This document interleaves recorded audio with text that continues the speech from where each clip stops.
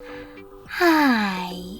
In front of me is Motorola Moto G73, and today I would like to show you how you can switch on or off automatic screen rotation on this Motorola.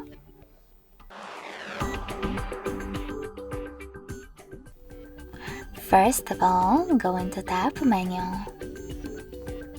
Now look for Auto Rotate icon, and when you find it, click on it. As you can see, mine is blue. That means that auto rotation is enabled, but you can always disable it by tapping on the same shortcut again. If you want to, you can go into settings instead, tap on display section and scroll down. Then manage auto rotation by tapping on this switcher next to auto rotate screen, and this way switch it on or off.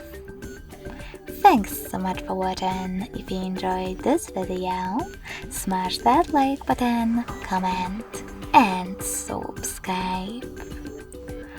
Bye!